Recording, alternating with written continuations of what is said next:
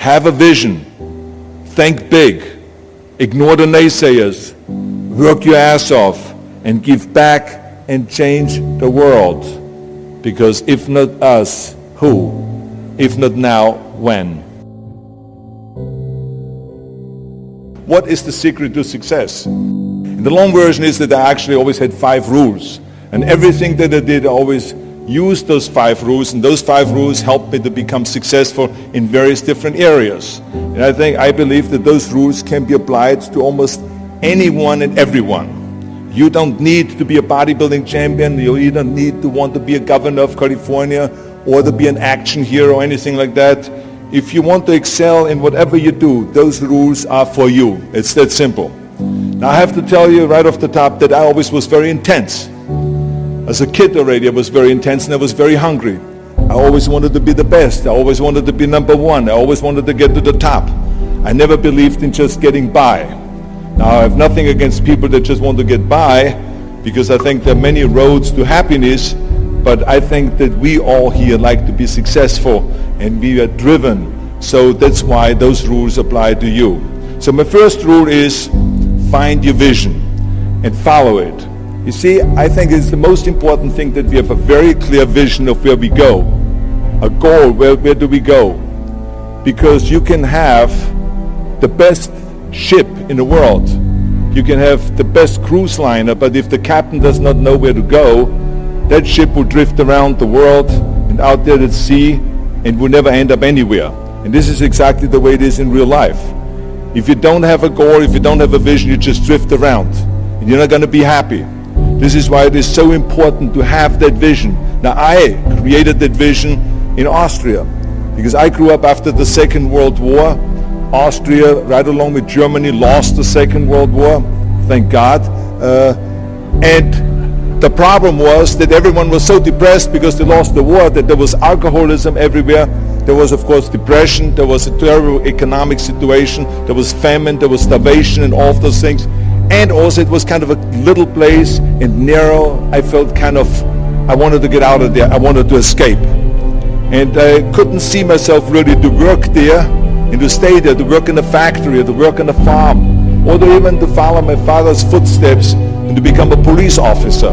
I couldn't see that either. As a matter of fact, that's what my parents wanted me to do. They wanted me to become a police officer and to marry a girl by the name of Heidi and to have a bunch of children and to run around like the Von Trapp family in The Sound of Music. But that's not what I saw. This was the vision of my parents, but not mine. And luckily one day in school I watched a documentary about America. And I found myself, I knew exactly that is where I wanted to end up. I wanted to be in America.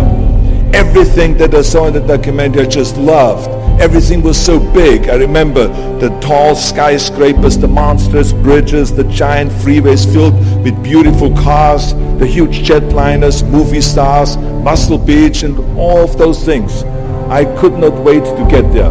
The question was just, how do I get there? How do I get to America? I mean, this was not a common thing to do way back in the 50s. No one had the money to travel or anything. But one day I was fortunate enough to see a magazine. And that magazine showed me the path to America. And it was a bodybuilding magazine. And on the cover was this very muscular guy that was standing there like Hercules with a Hercules outfit. His name was Reg Park. This Reg Park was on that cover, and I remember the cover said, Mr. Universe becomes Hercules star. I read the article as fast as I could, learning about how he grew up in Leeds in England, poor, and how he trained 5 hours a day, every single day, and trained and trained and trained and lifted weights, and then he finally became Mr. Great Britain. And then he became Mr. Universe. And then he won a second Mr. Universe title and a third Mr. Universe title, and then all of a sudden he landed in Rome in Cinecittà doing Hercules movies. And there he made millions of dollars, and this money he took and bought himself a gymnasium chain in South Africa, and he became a successful gymnasium owner. And as I read, I became more and more certain about my own future. As I read this story, I was so excited, so interested. I knew exactly that I wanted to become another Reg Park. I know he laid out the blueprint for my life, basically. I could see myself, I could visualize myself clearly to be a champion on that same stage where he won the Mr. Universe, and then to move to America, then get into movies, and then become rich and famous. I had that vision very clearly laid out. I was so happy that I knew exactly where I was going. From that moment on, everything that I did, no matter how hard I had to work or how much I had to struggle, it didn't matter. It was a wonderful joyride because I knew what the purpose was and I found my passion. The simple truth is, if you don't have a vision, if you don't have a goal, if you don't see your future laid out in front of you, you're just floating around without a purpose. And I think that the numbers speak for themselves. This is why so many people around the world are unhappy with their jobs. I mean, in America, 74% of the people hate their job and would like to change jobs. Now think about that. That means that only a quarter of the Americans love their life's work. I mean, that is a very depressing statistic. I always smiled when I worked, no matter how hard I worked. I always had a great time, no matter what I did. It didn't matter if it was in bodybuilding, or if it was in the movies, or if it was as governor. I remember in the pumping iron days, people ask me in the gym all the time, why are you smiling all the time? Why are you so happy?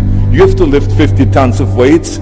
You have to train 5 hours a day. I mean, I look at the other bodybuilders' faces and lifters' faces, and they look kind of depressing. They look sour. They're miserable that they have to lift weights. You don't look miserable, you look happy. And I tell them always, I say, I smile because I know exactly that every rep that I do, that every set that I do, every weight that I lift, I get one step closer to turning that vision of mine into reality and becoming that Mr. Universe. I could not wait to lift another 500 pounds in the squats. I could not wait to do another 1,000 sit-ups. I could not wait to do bench press, more bench press and more curls until I couldn't move my arms anymore. Because I knew that every rep got me closer to standing on that stage as a champion. As a matter of fact, when I lifted weights, I didn't really feel like I was lifting weights. I felt like I was lifting a trophy over my head each time I lifted. And to have all those bodybuilders around me and thousands of people screaming. And I tell you that this vision didn't just help me in bodybuilding, it helped me with everything, like I said. I remember in the movie business, there was many times stunts that I had to do where I got hurt, where I was in pain, in agony, and had to do it over and over again. I remember one incident specifically on Conan the Barbarian. There I was crawling on all four, on rocks, over rocks and gravel, holding my sword right in front of me. And as I was crawling, the camera followed me, and it was around 30 feet that crawl on those rocks and this gravel. And eventually, after 10 takes, my elbows and my knees started bleeding and hurting. And the director came to me sheepishly and said to me, he says, do you mind if we do another take? I need a close-up of you. And I said to him, no, I don't mind at all. I said, go and do as many takes as you want. He says, no, I don't want to do that because I know you're in pain, you're bleeding. I said, no, I don't feel any pain. I said, the only thing I see is the finished scene. I see the finished scene of me crawling on all four with my sword in the front, crawling up and sneaking up behind Thulsa Doom, the main villain of the Conan movie that killed my parents, and rising up behind him and cutting his head off. That's what I see. Remember, crush your enemies, see them driven before you, and hear the lamentation of their women. So this is why, because I visualized that scene, this is why I did not feel that pain. I did not care if I was bleeding on my knees, because I know that pain is temporary, but the film is permanent. And I explained that to the director, so this is why I try to tell you, always discover your vision, and the rest will follow. Now my second rule is never ever think small. If you're going to accomplish anything, you have to think big. You have to go and shoot for the stars. The biggest challenge most people have is because they think small. And the reason why people think small and why they choose small little goals is because they're afraid to fail. They know that if you shoot for a big goal, then the chances of failing are very high. And they're afraid of failing. It's one of the most common things why people are frozen and why they cannot make a move in life, because they're scared of failing. I say to myself, hey, I'm not worried about failing because that's part of life. You're not going to go and win everything. And how far can you fall? Look at this. This is the ground. That's as far as I can fall. And you know something? That the only time you really consider the failure is if you fall and you don't get up. But if you get up, you never consider the failure. So I never considered myself a failure. I always considered myself a winner, even though I fell every so often. But I always got up and I always moved forward. This is the important thing. I never had any patience, of course, for thinking small, because in German we have a saying, wenn schon, denn schon. And that means that if you do something, then go all out and do it well. And this was not just the case in bodybuilding. I didn't just want to be a bodybuilding champion. I wanted to be the greatest bodybuilder of all times. I wanted to have the most muscle, the most muscle of all times, the most definition. I wanted to win the most trophies, the most world championship titles. I just wanted to be the best. And the same is also in movies. I didn't just think about being in movies. No, I wanted to be a movie star. I wanted to have above the title billing. I wanted to become the highest paid entertainer. I basically wanted to be another John Wayne. What's wrong with that? And then the same is in politics. I didn't just want to go and be in politics and enter a race for city council. I mean, let's be honest. Does that sound right? Schwarzenegger, city council? No, come on. Not even Schwarzenegger and mayor. No, it had to be Schwarzenegger running for governor. But not just any governor, but governor of the greatest state in the United States, of California. That was the important thing. I give you an example of thinking big. When I became governor, I wanted to rebuild California's ancient infrastructure. You see, America has been living off infrastructure that was built in the 50s and 60s, and it drives me absolutely insane that America hasn't started rebuilding that infrastructure. I mean, we haven't invested in new roads or in new transit, or in schools, or in energy, or anything like that for decades. The number of cars that we have now in America are 4 times as many as we had in the 60s. So therefore, we should be having 4 times as many freeways, 4 times as many tunnels, 4 times as many bridges and all this. But we don't. So this is why I wanted to get our act together and do the upgrading, at least in California. So when I talk about infrastructure, I didn't really want to just fix roads and fix and close some holes on the roads. I wanted to build massive freeways on top of freeways. I wanted to build the first high-speed rail in the United States. I wanted to build more bridges and more tunnels, more on-ramps and off-ramps. I wanted to see literally cranes everywhere. Well, there was no excuse for Californians to get stuck in traffic, and there was no excuse really to send your kids in overcrowded classrooms in schools, and there was also no excuse that Los Angeles has a 100-year-old sewage system. That's shitty, I think. First, of course, some of the legislators looked at me like I was absolutely insane when I told them this vision. They were willing to spend maybe $5 billion, which of course is petty cash in compared to what my vision was. But so some politicians, of course, had a hard time to see the big picture because they didn't really ever travel outside California. So they haven't really seen big infrastructure. They haven't really seen big infrastructure all over the United States, or maybe in Asia, in China, or in Korea, or in Brazil, or in European countries, or here in Australia maybe. So they haven't seen that. And then of course there are other politicians that simply don't have a vision of the future past the next election, which is a common problem politicians have all over the world. So it was my job as governor to motivate them, and to take them and to see the traffic jams in Los Angeles, and to see the overcrowded classrooms, and to see all the problems that we have. And I kept pushing and pushing, and I pumped them up enough that eventually they saw the big picture.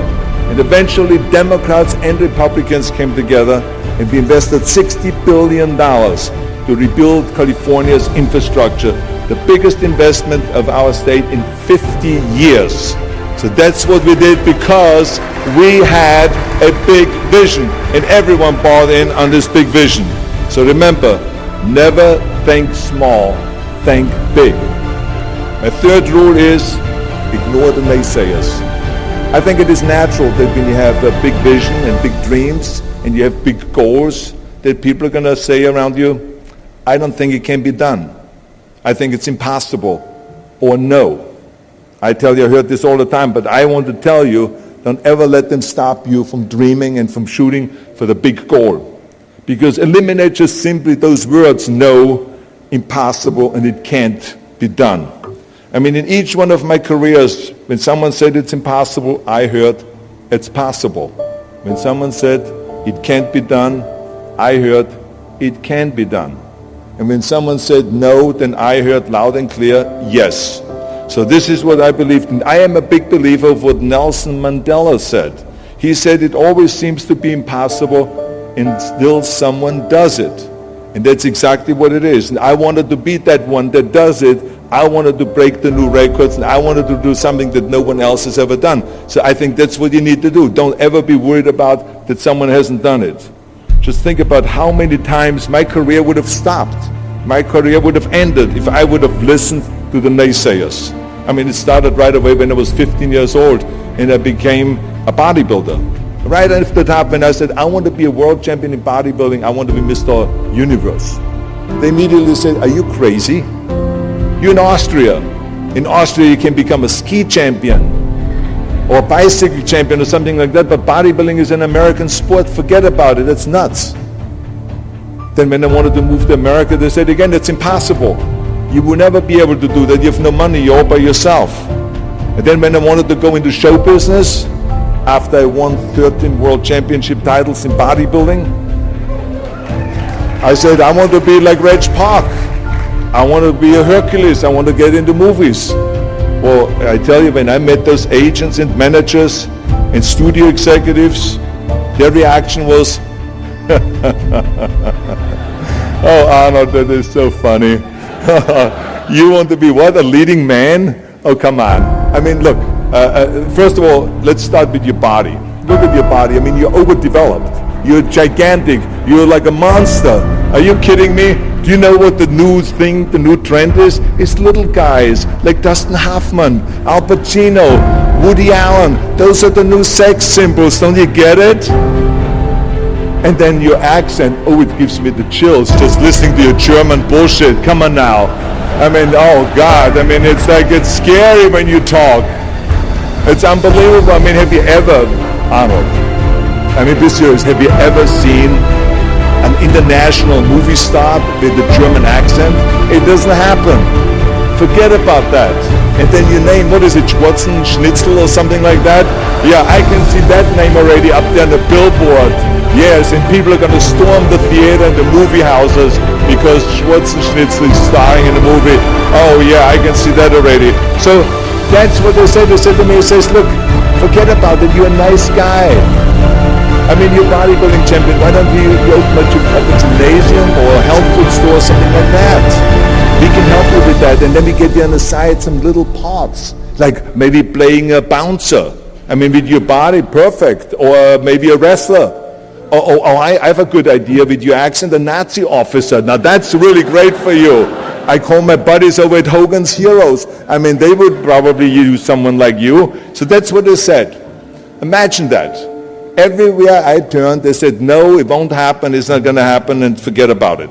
Luckily, I did not listen. I did not listen because I knew if I worked hard enough and if I worked as hard as I did in bodybuilding, 5-6 hours a day, that I will make it, that I could prove them wrong. And I started working very hard. I started taking acting classes, English classes, speech classes, dialogue classes, even accent removal classes. I ran around all day saying lines like, a fine wine grows on a vine. Because you see, we Austrians and Germans have a difficult time with the V and with the W and with the F. We get it all mixed up. So it was a fine wine grows on a vine. Or the sink is made out of zinc. And all those kind of lines. I said, oh, and you know something? All of a sudden, I got a little break. In the early 70s, I remember, all of a sudden, I got a TV show. A little part. Then another little part. And then all of a sudden, I got a phone call from Lucille Ball. to be in her special happy anniversary and goodbye, which was with Art Carney. I had this 6-minute scene as an Italian masseur. Now most people don't know the difference between an Italian accent and the German accent, so I got away with my German accent. But I played this Italian masseur and I was so delighted. And then right after that I got a guest starring role in Streets of San Francisco with Michael Douglas and Carl Malden, and then Pumping On and Stay Hungry, and then of course I landed the big role as Conan the Barbarian. So finally I got the big break. And you know what was so interesting about it was that as soon as we were finished with the Conan movie, we were out there on a promotion tour, and the director said at the press conference, the director is John Milius, he said, if we wouldn't have had Schwarzenegger with those muscles, we would have had to build one. Now think about that. Before it was this huge obstacle to have this body, and all of a sudden the director says, if we wouldn't have had Schwarzenegger with his body, we would have had to build one. Now what a turnaround. And then when I did Terminator, James Cameron said, which was really great, he said the I'll be back line became one of the most famous movie lines in history because of Arnold's crazy accent, because he sounded like a machine when he talks. So as you see, everything that the naysayers said was a liability became an asset. And the same was also in my political career. When I ran for governor, they immediately said, I shouldn't do it, it is a big mistake, it won't happen, I will lose, and all of those kind of things, and the rest, of course, is history. The bottom line is, if I would have listened to the naysayers, my career would have ended when I was 15 years old. I would be still yodeling in Austria, in the Alps, and I would not be talking here today to you. And the reason why I'm here today and talking to you is because I did not listen to you can't, or it's impossible, or no. So I just recommend to you very strongly, ignore the naysayers.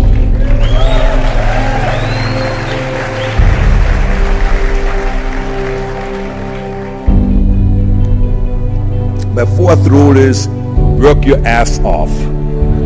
Nobody ever stumbled upon success by accident, except maybe the guy who found gold in California. But don't ever think that you can be that guy. I mean, you never want to fail because you didn't work hard enough. I always believed no stone unturned. Work your butt off. That's what I always believed. No matter what you do, work, work, work. I remember Muhammad Ali, one of my great heroes, had a great line in the 70s when he was asked, how many sit-ups do you do? He said, I don't know, because I start counting only when it starts burning. When it starts burning, that's when it starts counting. You see, that's what makes you a champion. It doesn't matter in what area you're in. No pain, no gain. The bottom line is, one of my rules, which is work your butt off. If you don't apply that rule, all the other rules won't mean anything. I mean, it drives me absolutely nuts when people say, I don't have time to work out. Haven't you heard that many times?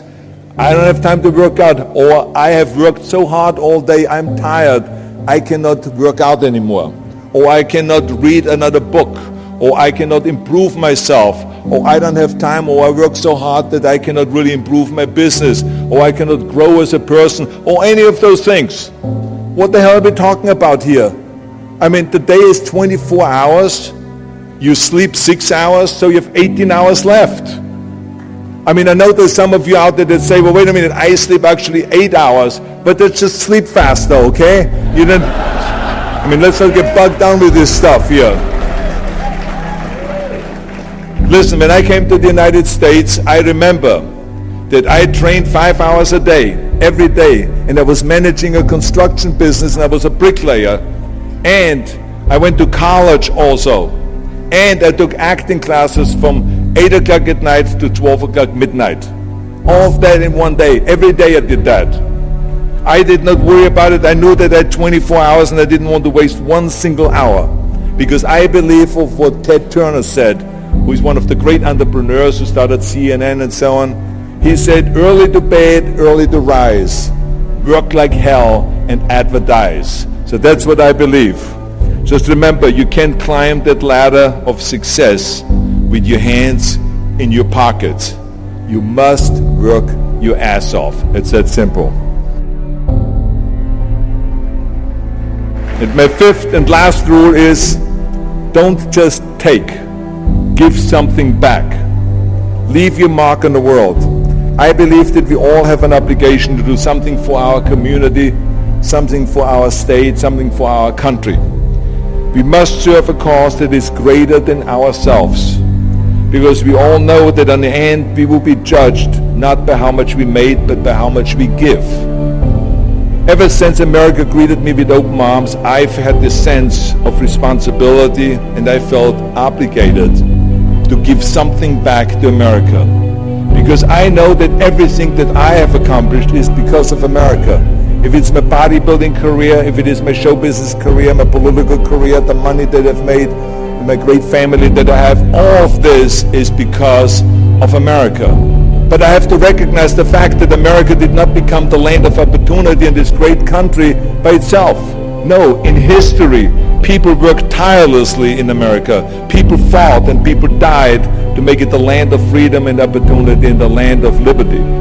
So now it is our responsibility, if we want to keep it the number one country in the world, to work for that and to give something back to that country. And it doesn't matter if you're in America, or if you're in Australia, or if you're in China, or if you're in Japan, or in Italy. It is the same thing. You all have to give something back to your country, no matter where you're from. Now, I love the words of my father-in-law, Sergeant Shriver, who started the Peace Corps, the Job Corps, legal aid to the poor during the Kennedy and during the Johnson administration. He was the number one public servant, and he always inspired me to become a public servant. He was one of my heroes. He said at Yale University at a commencement speech, he said to the students, tear down that mirror. Tear down that mirror that makes you always look at yourself. And you will be able to look beyond that mirror, and you will see the millions and millions of people that need your help. And I saw those millions and millions of people. And this is why I tried to take every opportunity that I could to give something back. I started training Special Olympians, people that were intellectually handicapped, to help them with weightlifting and powerlifting. I became the international powerlifting coach and the torchbearer for Special Olympics. Then later on, I joined the Simon Wiesenthal Center to fight prejudice, so we don't have the things happening again as we had during the Second World War, during the Nazi Reich. And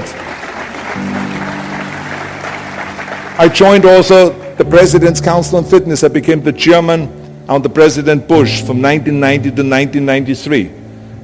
To be the chairman and to promote health and fitness in all 50 states. I traveled all 50 states. I started after-school programs for the most vulnerable children, for inner-city children, to make them be able to say no to drugs, no to gangs, and no to violence, and to say yes to education and yes to life. And every single time I reached out and I gave something back, I felt fantastic. Nothing made me happier.